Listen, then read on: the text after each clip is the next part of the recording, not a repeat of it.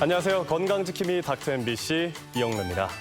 질환에 관한 다양한 궁금증 여러분의 입장에서 꼼꼼하게 짚어드리겠습니다.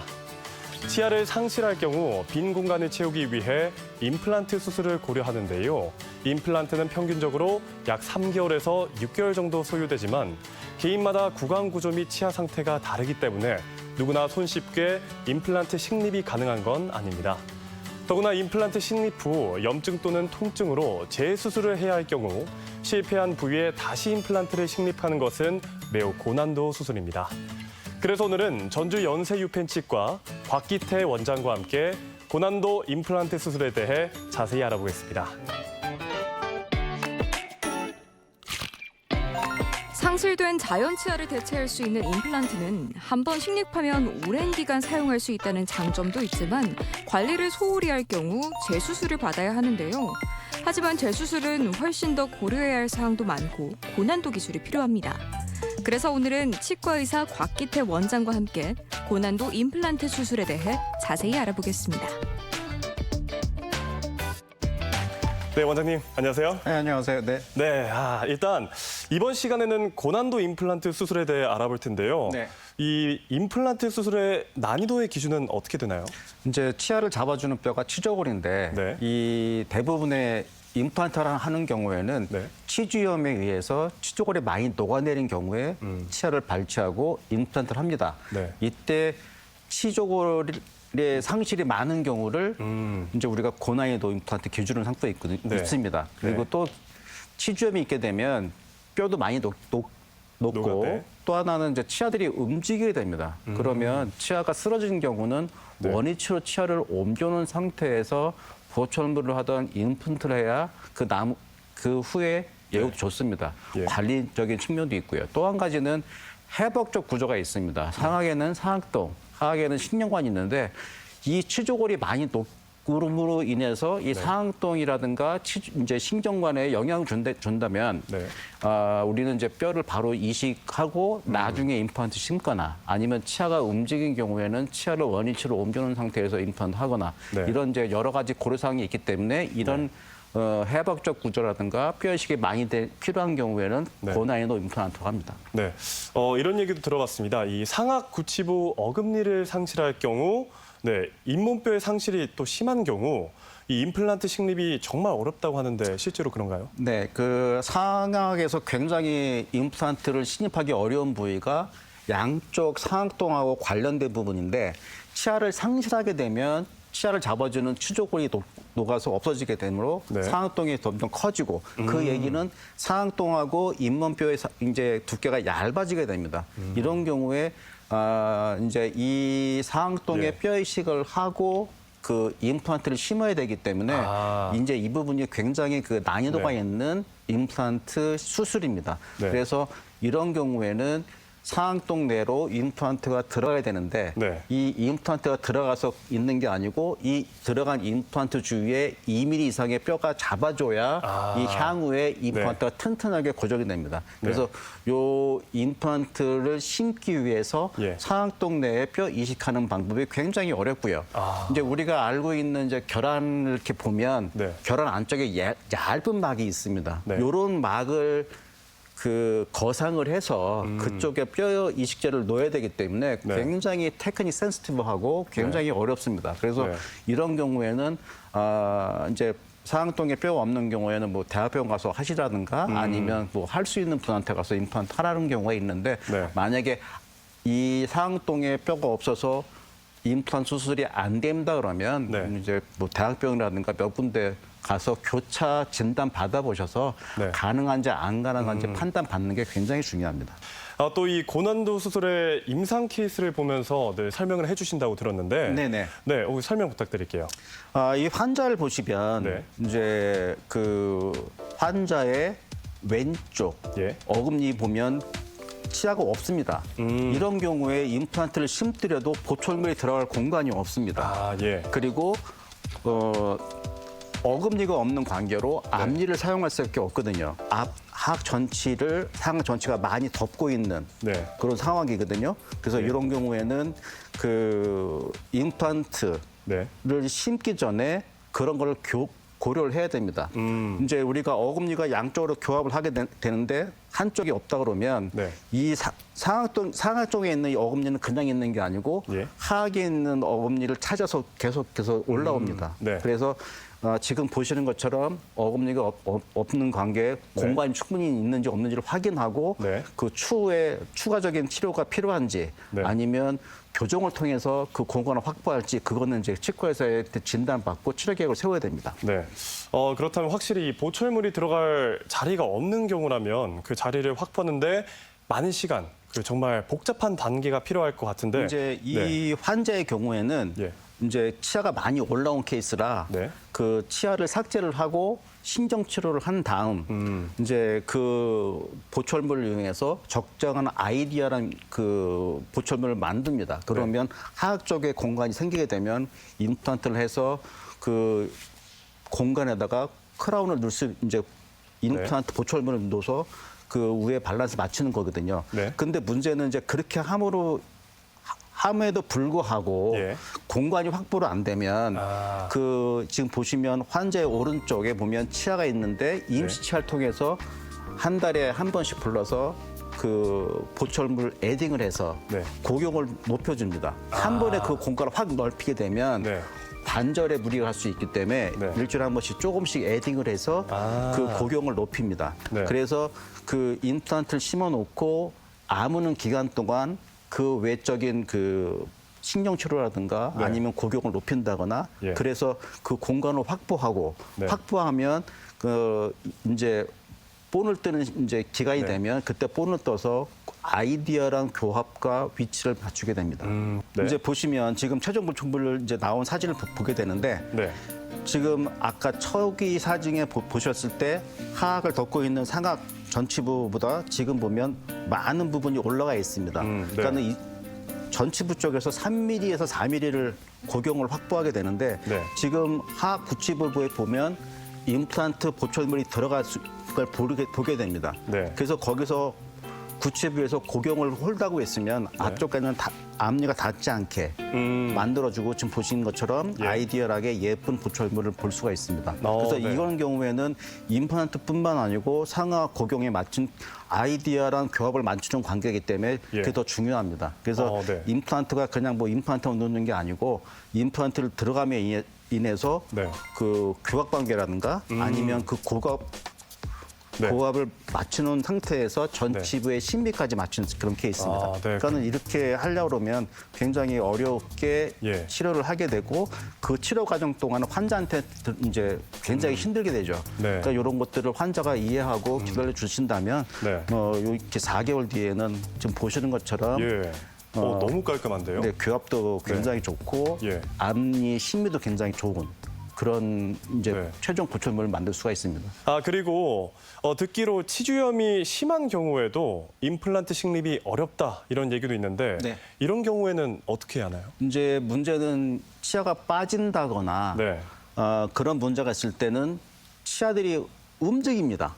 그렇군요. 네, 만약에 이제 중고등학교 때는 내가 앞니에 공간이 없는데 공간이 생겼어요. 네. 아니면 그 어금니가 빠졌을 때 어금니가 쓰러지는 경우가 있습니다. 옆으로요? 네, 이런 경우에는 그냥 지금 보시는 것처럼 그렇네요. 사진 보면 어금니가 쓰러진 누워있네요. 상태에서 그냥 보철물 하게 되면 네. 씹는 것도 굉장히 예전에 비해서 안 좋고 문제는 그렇게 되면 앞니가 앞니가 윗니를 치기 때문에 이런 경우는 이제 앞니에 보철음을 할 수밖에 없는 상황입니다. 그러면 이런 경우에는 제 앞니가 안 좋아요 그러면서 오시는데 네. 그건 앞니가 아니고 구치부를 먼저 만들어 놓고 전치부의 심미적인 것을 보강해줘야 향후에 문제가 안 생깁니다.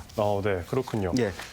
네. 이 환자 같은 경우는 앞니 전치부가 굉장히 크라우딩, 이렇게 겹쳐 있는 상태였고 네. 이제 사랑니 앞쪽에 치아들이 쓰러진 상태였는데 네. 사랑니를 다 빼버리고 교정적인 치료를 통해서 앞니를 가지런하게 펴고 그다음에 쓰러진 치아를 다시 세운 다음에 보철물을 한 케이스입니다. 예. 근데 이 임플란트 수술 후 사진을 보면 정말 놀라울 정도로 가지런하네요. 근데 가지런하게 게 해놔야 네. 구강 위생도 좋고 양치하거나 그런 것도 좋고 중요한 네. 건 이분이 이제 여자분이셨는데 웃을 때 손을 가리고 웃게 되는데 네. 자신 있게 웃게 될 수가 활짝. 있고 네. 이제 이런 경우에는 이제 그것뿐만 아니고 네. 치열이 가지런해지면 네. 양치할 때도 관리가 편하고 치실 사용도 굉장히 편합니다. 그렇군요. 이제 뭐 심미적인 뿐만 아니고 향후에 구강 관리를 함에 있어서 치석 관리라든가 네. 치실 사용이라든가 그런 것도 굉장히 좋게 작용할 수 있습니다. 그러면 네. 향후에 망가질 것이 굉장히 이제 드물게 되죠. 그렇죠. 네. 또 이 환자의 경우 교정 치료까지 함께 하셨다고 했잖아요. 네. 혹시 기간은 어떻게 돼요? 이제 요거는 기간 같은 경우는 교정 치료가 관건인데 네. 교정은 이제 어금니를 움직이는 경우는 굉장히 시간이 오래 걸리지만 전치부 네. 같은 경우는 굉장히 좀 6개월 이내 뭐 1년 안에 끝날 수 있기 때문에 그거는 이제 진단 받아보고 나한테 맞는 치료인지를 확인해 본 다음에 그렇게 이제 진행하는 경우가 됐고요. 네. 이제 상하 같은 경우는 보철물이 들어가 있는 상태였기 때문에 네. 이분 같은 경우는 상하 같은 경우는 이제 교정을 안 했습니다. 그래서 이 분에 한해서는 예. 7개월 정도만 교정을 받았고 그 외 쪽으로 이제 보철물이라든가 임플란트 치료 중에서 다 치료를 끝낸 상태입니다. 그렇군요. 그래도 조금 더 걸리더라도 정말 네. 만족도가 훨씬 높을 것 같습니다. 이제 이 말이 뭐냐면 원래 아이디어란 위치에 치아가 있다 그러면 향후에 이제 그 교합이라는 건 수직으로 받게 되는 거거든요. 네. 좀 이렇게 옆으로 쓰러지게 되면 그 오블리크하게 힘을 받기 때문에 치아 긴장이 이제 계속 쓰러질 것이고 그 옆에 이제 음식을 많이 끼게 되면 치주염도 많이 걸리게 돼요. 그러니까 젊을 때는 치열이 막 삐뚤어져도 그 문제가 안 되지만 나이가 30대, 40대 넘어가서부터 면역 반응이 떨어지면 그때는 많이 망가지게 돼 있거든요. 아, 치석도 그렇군요. 많이 끼게 돼 있고 그 네. 치석에 의해서 치주염으로 가게 돼 있고 네. 그러면 계속 연쇄 반응이 일어나게 되는 겁니다. 알겠습니다. 네. 그럴 때 확실한 치료가 필요하겠다 이런 네, 생각이 네. 드는데요. 또 이 혹시나 사고 등 여러 가지 이유로 치아가 발치된 경우 이 즉시 임플란트가 가능한가요? 이제 이런 경우에는 그 치아가 부러진 경우인데 네. 그 치조골은 그대로 인텍트하게 남아있기 때문에 그 더 쉬운 케이스입니다. 그래서 이런 경우에는 그냥 그 발치와 내에 아이디어라는 위치에 임플란트만 들어간다 그러면 그냥 네. 큰 문제 없이 바로 발치 임플란트 할 수가 있고요. 네. 이제 그 외로 치주염이라든가 그런 게 많이 이완되신 분 같은 경우에도 네. 초기 고정을 얻을 수 있다 그러면 그 치아들도 발치와 동시에 임플란트를 심게 되고 그 임플란트를 이제 이용해서 네. 우리가 이제 의학적 용어인데 텐트폴 테크닉이라고 합니다. 그러니까 텐트를 칠 때 볼대가 잡아두듯이 텐트폴. 예, 네. 임플란트가 볼대형으로 역할을 해서 그 뼈 이식한 것들이 무너지지 않게 그렇게 사용할 수 있거든요. 그래서 그 치주염이 있다 하더라도 네. 그 바로 발치 즉시 임플란트를 심을 수 있는 경우도 있습니다. 요거는 네. 이제 병원에 내원하셔서 상담하시고 이제 그 내가 적응증이 되는지를 확인해 보셔야 되겠습니다. 알겠습니다. 또 오늘이 그 단순 임플란트가 아니라 고난도 임플란트 얘기를 하고 있지 않습니까? 네. 이 전악 임플란트는 어떻게 진행되고 기간은 얼마나 걸릴까요?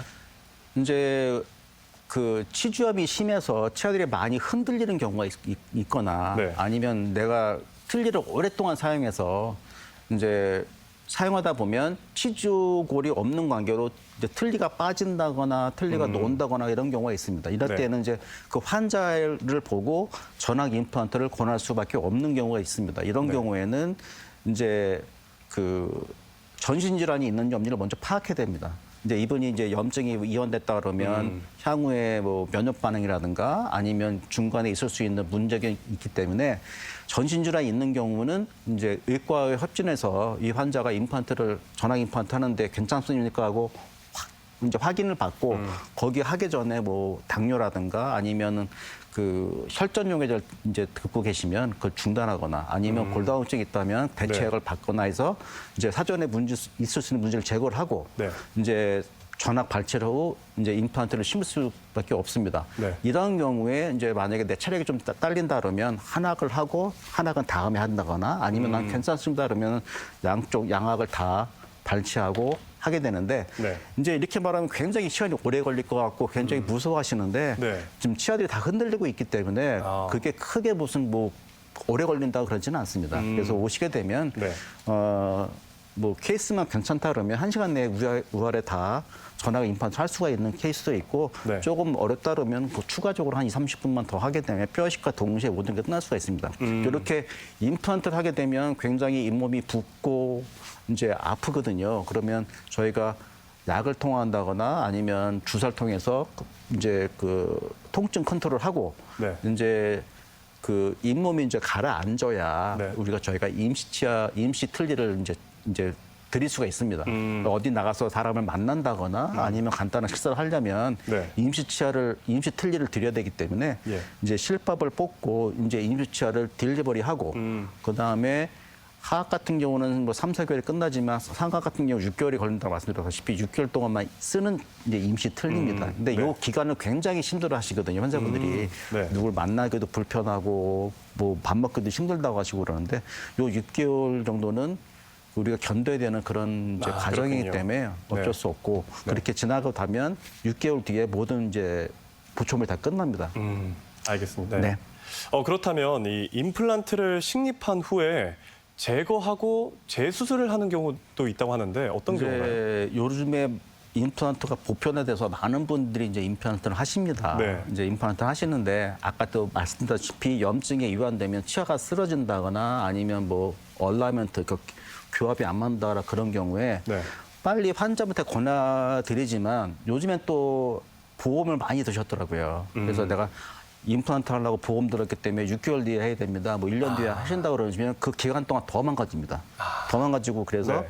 이제 그런 기간이 지나고 나면 치아를 뭐 똑바로 이제 세우세요, 뭐 이렇게 하세요 그러면 다른 데서는 임플란트만 하라는데 왜 여기서는 교정까지 하라고 하십니까?라고 하면 과잉존이라고 볼 수가 있거든요. 네. 근데 문제는 그렇게 아이디어란 위치를 만들어 놓고 하셔야 향후에 문제도 안 생기고 중요한 거는 임플란트를 했는데 음식을 많이 껴요. 뭐 씹질 못하겠어요. 그렇게 되면 네. 관리도 안 되거든요. 그렇죠. 그래서 이제 그런 것들은 미리 말씀드리고 이렇게 권해드리지만 그런 문제가 또 있기 때문에 이런 것들을 좀 아셔야 되고요. 네. 그다음에 이제 임시 틀니를 저희가 드리는데 네. 요 임시 틀니 드리면 이 임시 틀니는 잇몸에서 오는 저작이기 때문에 환자분들도 이제 요령이 생깁니다. 이렇게 씹으면 안 되고 이렇게 씹다가 이렇게 씹다가 이제 잘 씹히는 쪽으로 계속 쓰게 될 수밖에 없어요. 네. 근데 이제 요거는 잇몸에서 오는 교합이고 이제 최종 보충물 같은 경우는 뼈에서 올라오는 교합이기 때문에 또 틀리거든요. 그런 이제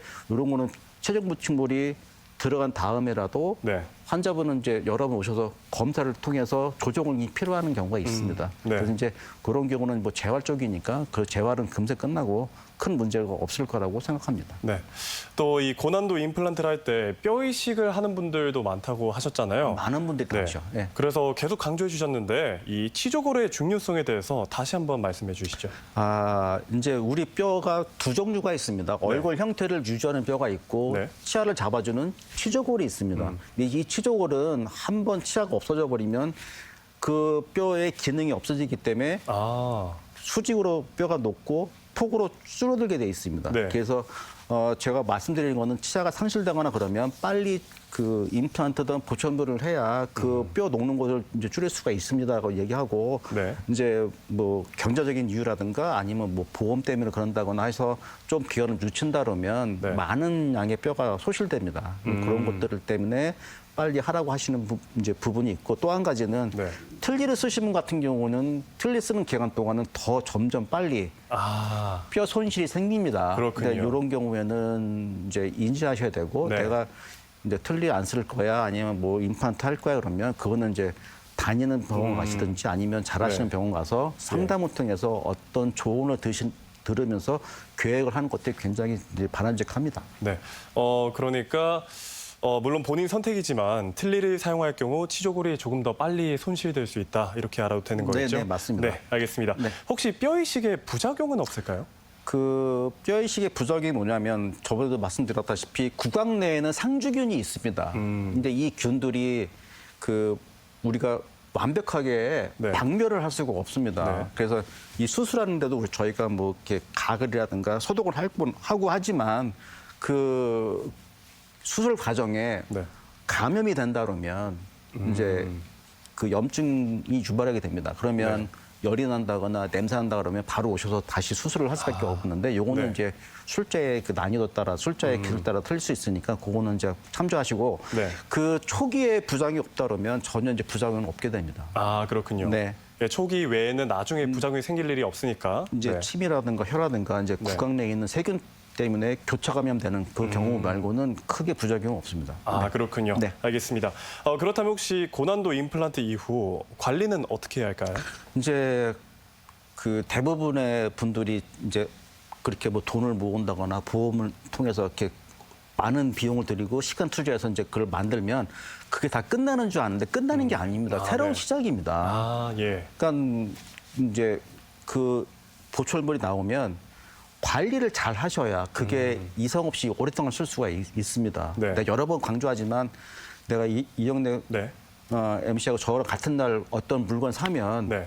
그 물건을 폐기하는 날이 똑같을까요? 아, 틀릴 겁니다. 예. 얼마나 관리하고 뭐 잘 매뉴얼에 맞게 이제 쓴다나 그러면 아마 망가지는 것이 없이 계속 오랫동안 쓸 수가 있을 겁니다. 네. 치아도 마찬가지거든요. 우리가 없을 때는 그 소지가 많은데 들어가면 그걸 잊어버리시고 병원도 네. 안 나오시는데 정기적으로 내원하셔서 네. 체크업 받고 그 스케일링 받고 하셔야 됩니다.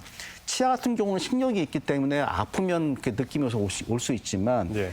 임플란트는 신경이 없습니다. 그렇네요. 그래서 아프지 그렇게 네. 망가지거나 아픈 게 없기 때문에 안 오시는 분이 있고 네. 결국엔 치아가 흔들려서 오시는 분이 계시거든요. 네. 그러니까는 그러지 마시고 그냥 정기적으로 네. 치과에 내원해서 검문 받으시고 제일 중요한 거는 임플란트 보철 사이에 음식물을 안 깨는 것도 중요하고요. 또 한 네. 가지는 치아처럼 이 임플란트 보철물에도 치태가 낍니다. 그러니까 그렇군요. 열심히 잘 닦아주셔야 되고요. 네. 치실 쓰셔야 되고 만약에 공간이 있다면 치간수 쓰셔서 네. 있을 수 있는 문제들을 사전에 예방하시고요. 그리고 이제 정기적으로 오셔서 아프지 않더라도 점검받아서 그런 것들이 안 생기게끔 쓰셔야 평생 가는 보철물을 만들 수가 있습니다.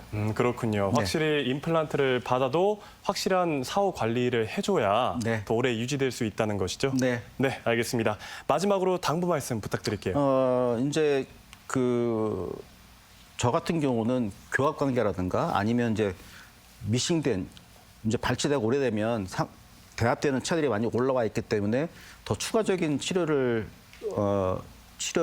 아마 권해드릴 겁니다. 근데 그거는 이제 여러 다녀보시고 교차 진단 받아보시고 어떤 게 더 좋은지를 확인해 주시고 경험 많은 의료분한테 치료받는 게 굉장히 문제없는 보철물을 사용할 수가 있습니다. 그리고 또 중요한 거는 보철을 다 받았다 하셔서 끝나는 게 아니고 보철을 다 끝나더라도 그건 또 다른 시작입니다. 그러니까 열심히 정기적으로 관리받고 내가 열심히 닦아내고 하셔야 그 치료받은 그 보철물이 오랫동안 사용할 수 있기 때문에 정기 점검 중요하고 효율적인 치실, 그다음에 이제 칫솔질 이게 굉장히 중요하다는 걸 알고 인지하셔야 됩니다. 그리고 그렇게 하게 된다면 문제 없는 것이고요. 또 하나는 그 전에 자연치 내가 갖고 있는 내 치아를 열심히 지키는 게 제일 중요하겠죠. 그러면 또 그것도 이제 칫솔질도 중요하고 정기적으로 치과에 내원해서 검사하는 것도 중요하니까 그걸 인지하셨으면 건강한 구강 위생을 유지하리라고 생각합니다. 네, 이 시간에는 치과의사 곽기태 원장과 함께 고난도 임플란트 수술에 대해 알아봤습니다. 원장님, 오늘 말씀 고맙습니다. 네.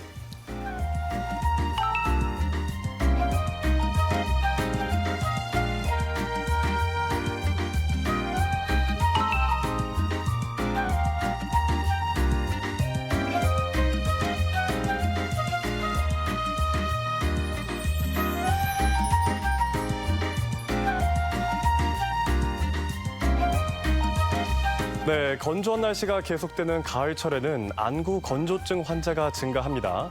하지만 안구 건조증을 가볍게 여기고 방치할 경우 시력 저하에도 영향을 줄 수 있는데요. 그래서 평소에 전자기기의 사용을 줄이고 수시로 눈 주변을 마사지해주고 온찜질을 해주는 것도 좋고요. 그리고 블루베리, 오메가3, 루테인 등 눈에 좋은 식품을 꾸준히 섭취하는 것도 안구 건조증을 예방하는 방법입니다.